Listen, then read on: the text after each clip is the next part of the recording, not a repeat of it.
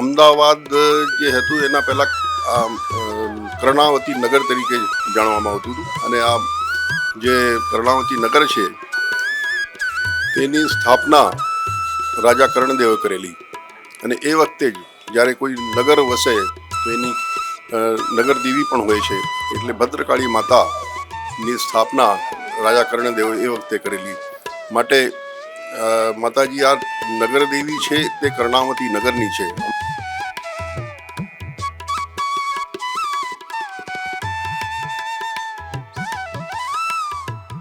સૌભાગ્ય છે કે અમે આ 614 વર્ષ પછી આ નગર યાત્રા નિહાળી શકશું, કારણ કે અમારા જે ગરડાઓ જે પુરખાઓ હતા એમને તો નિહાળી નથી, પરંતુ 614 વર્ષ પછી આ નીકળે છે એટલે અમારી તો સૌભાગ્ય વાત છે. પરંતુ આ જે નગર યાત્રા છે આખું નગર જોઈ શકશે.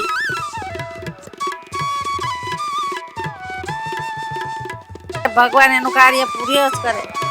છોકરાનો હોય ને બાળક ભગવાન આલે છે અને કોઈને કંઈ તકલીફ હોય તો એ પૈસાની તકલીફ હોય, ઘરની તકલીફ હોય તો માતાજી પૂરી કરે છે.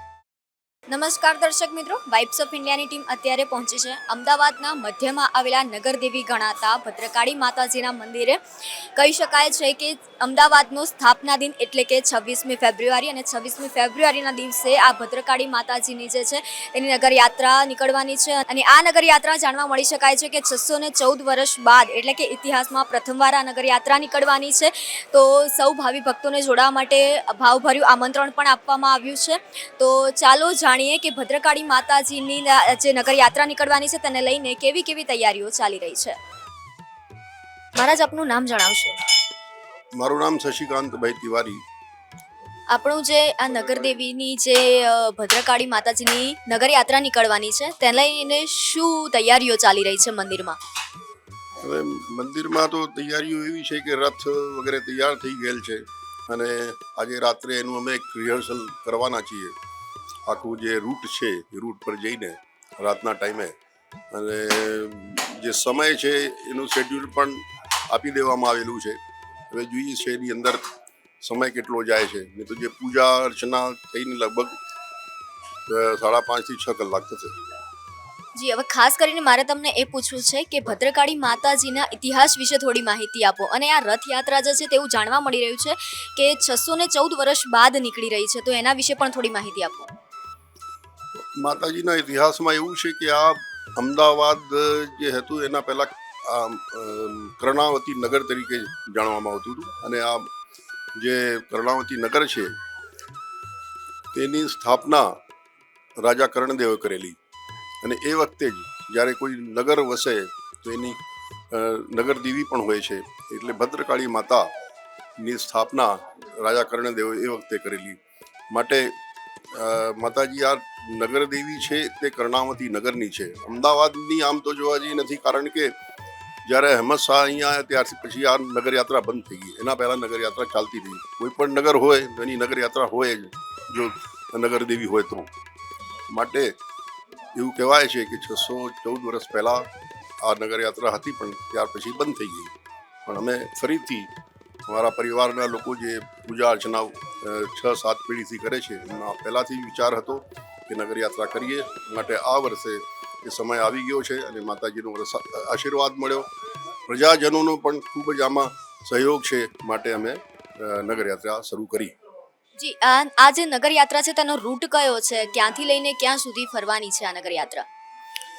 હવે આ વર્ષે તો અમે એવું જ વિચાર કરેલું છે કે અહીંયા ભદ્રકાળી મંદિરના ચોક પરથી અમે શરૂઆત કરીશું. તે થઈને 3 દરવાજા જ્યાં દીવો જલે છે માતાજીનું, ત્યાં આરતી થશે. એના પછી ત્યાંથી નીકળીને અમે માણેકનાથ બાબાના મંદિરે જઈશું, ત્યાં એની આરતી થશે. એટલે પાદુકા લઈને જ ચાલવાના છીએ અમે. પછી અહીંયાથી મ્યુનિસિપલ કોઠા ત્યાં જઈને મ્યુનિસિપલ મેયરશ્રી અને અન્ય અધિકારીઓ માતાજીની પાદુકાની પૂજા કરશે. ત્યાંથી જગન્નાથ મંદિર, ત્યાં જગન્નાથ મંદિરના મહંતશ્રી પાદુકાનું પૂજન કરશે. ત્યાંથી નીકળીને અમે રિવરફ્રન્ટ પર આવીશું હવેલી થઈને અને રિવરફ્રન્ટમાં સાબરમતી નદીની આરતી કરીશું. ત્યાંથી આવીને પૌરાણિક મંદિર જે મહાલક્ષ્મી માતાજીનું છે ત્યાં આરતી થશે. ત્યાંથી નીકળીને અમે વસંત ચોક જે ગણપતિ મંદિર છે પૌરાણિક ત્યાં જઈને ત્યાંના જે પૂજારી છે તેઓ એની પૂજા અર્ચના કરશે અને ત્યાંથી નીકળીને વીજળી ઘર થઈને, વીજળી ઘર એટલે સીધી સૈયદીની જાળી અને વીજળી ઘર થઈને બહુચરાજીના મંદિરે આવીશું. ત્યાંના પૂજારી પાદુકાનું પૂજન કરશે અને છેલ્લે અમે અહીંયા નિજ મંદિર પર પહોંચીને નાનું હવન અને હવન પછી ભંડારો રહેશે. આ એક કાર્યક્રમ છે. લગભગ સવારે 7:30 વાગ્યાથી થઈને 1:30 વાગ્યા સુધી સંપૂર્ણ થઈ જશે બપોરના. અહીંયા આપણે બેસેલા જે શ્રદ્ધાળુ દર્શન કરવા માટે આવેલા છે તેમાંથી એક દાદીને પૂછીશું કે તેઓ અહીંયા જે નગર યાત્રા નીકળવાની છે ભદ્રકાળી માતાજીની જે તેને લઈને શું કહેશો દાદીમાં આપ? અમે ઘણા વર્ષોથી માતાજીના દર્શન કરવા આવીએ છીએ અને તેમની નગરયાત્રામાં મોટો વરઘોડો નીકળવાના છીએ તે તેને લોકો બધાએ ભાવ ભક્તિ ભર્યું સ્વાગત કરવું અને તેમના દર્શન કરવા આવવું. આપ શું કહેશો આ નગર યાત્રા જે નીકળવાની છે તેને લઈને? ઘણો બધો આનંદ થયો છે કે નગર યાત્રામાં અમે જોડાઈએ, અમને બહુ ખુશી થઈ છે. હા, એટલે જ કે 614 વર્ષ બાદ પ્રથમવાર આ નગર યાત્રા નીકળવાની છે. નગરની દેવી કહી શકાય છે ભદ્રકાળી. નગરકોટની રાણી કહેવાય. નગરકોટની રાણી અને 144 વર્ષે નગરયાત્રા નીકળવાની છે. માતાજીની પ્રધામણી જેને કરવી હોય તે કરી શકે છે અને અમે તેમાં ભાગ લઈએ એવી અમારી ઈચ્છા છે. અમને બહુ ઘણી ખુશ આનંદ થયો. અમે દૂર રહેવા ગયા એટલે અમે અહીં આવી નથી શકતા.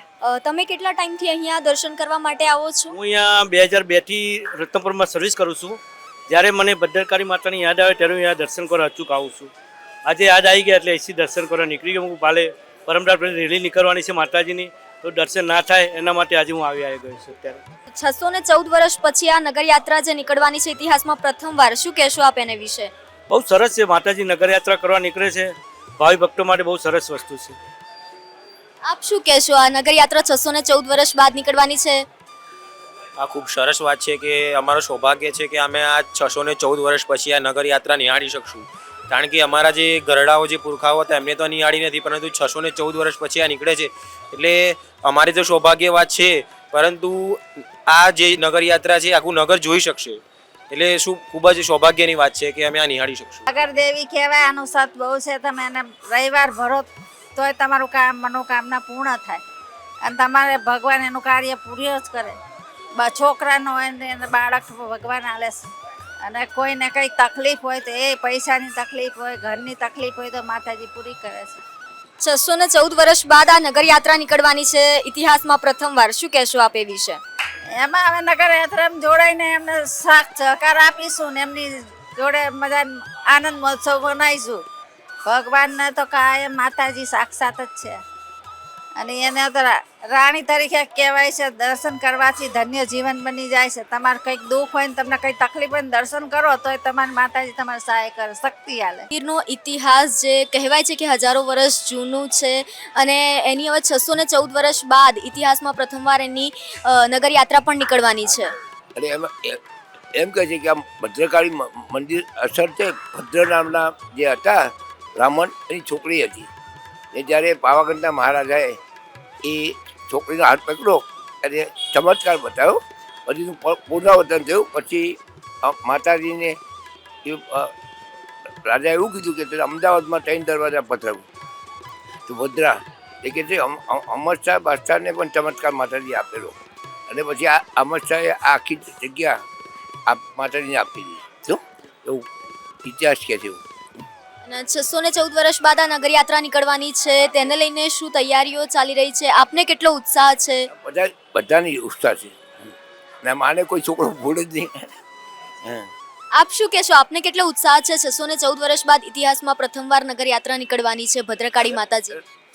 બહુ જ ઉત્સાહ છે કારણ કે માતાજીનું આવું પાગત્ય સ્વરૂપ બધાને જોવા મળે એનાથી વધારે આનંદ મળે. માતાજી બધે છે બધાને દર્શન થાય એ તો અતિ ઉત્સાહનું કારણ છે ને. જે પ્રમાણે નગરની દેવી ગણાતી ભદ્રકાળી માતાજીની જે 614 વર્ષ પછી જે નગર યાત્રા નીકળવાની છે તેને લઈને અનેક જાતની તૈયારીઓ ચાલી રહી છે. ભંડારાનું પણ આયોજન કરવામાં આવ્યું છે, ભજન સત્સંગ કહી શકાય તેનું પણ આયોજન કરવામાં આવેલ છે. પણ અહીંયા એક વસ્તુ એ જોવા મળી કે અહીંયા જાણકારી પ્રમાણે અમને જાણવા મળ્યું કે 5 દિવસ માટે આ સંપૂર્ણ જે પાથરણા બજાર જે છે તેને સંપૂર્ણપણે બંધ રાખવામાં આવેલ છે. આપ જોઈ શકો છો અહીંયાના દ્રશ્યો કે સંપૂર્ણ પ્રમાણે ભદ્રકાળી માતાજીની મંદિરની જે આસપાસનો એરિયા છે જ્યાં પાથરણા બજાર ચાલવામાં આવી રહ્યું છે. આ જે પાથરણા બજાર જે છે તે 5 દિવસ માટે આજે નગરયાત્રા નીકળવાની છે 26મી ફેબ્રુઆરીને લઈને આ સંપૂર્ણ બજાર જે છે તે 5 દિવસ માટે બંધ કરવામાં આવી રહ્યું છે. ભદ્રકાળી મંદિરનો જે ઇતિહાસ કહી શકાય છે કે અહીંયા આજે ઇતિહાસ વિશે વાત કરીએ તો ભદ્રકાળી માતાજીના મંદિરને લઈને જે કર્ણદેવ કહી શકાય અમદાવાદ નગરની જેને સ્થાપના કરી તેમને આ જે છે મંદિરની સ્થાપના કરી અને 26મી ફેબ્રુઆરીના દિવસે જે અમદાવાદનો સ્થાપના દિન કહી શકાય અને આ કર્ણાવતી નગરીની સ્થાપના કરીને સાબરમતીના કિનારે આ મંદિરની સ્થાપના કરવામાં આવી. ત્યારબાદ નગરની સ્થાપનાના ભાગરૂપે ભદ્રકાળીની સ્થાપના અહીંયા 1411માં સૂત્રો દ્વારાથી જાણવા મળી રહ્યું છે કે અહીંયા કરવામાં આવી અને જે પ્રમાણે આ નગરની યાત્રા નીકળવાની છે આ નગર યાત્રાને લઈને પાથરણા જે બજાર જશે તે સંપૂર્ણપણે 5 દિવસ માટે બંધ રાખવામાં આવેલ છે. આ જે નગર યાત્રા જે છે તે 614 વર્ષ બાદ નીકળવામાં આવી રહી છે તેને લઈને આ સંપૂર્ણપણે પાથરણા બજાર જે છે તે 5 દિવસ માટે સંપૂર્ણપણે બંધ રાખવામાં આવેલ છે.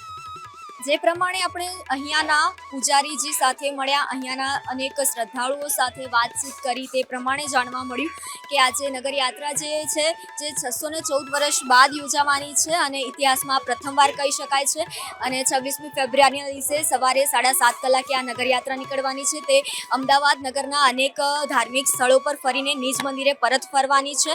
તો વધુ અપડેટ્સ માટે વાઇબ્સ ઓફ ઇન્ડિયા સાથે જોડાયેલા રહો. કેમેરામેન કુનાલ સાથે Yashasvi Chauhan, vibes of India, Ahmedabad.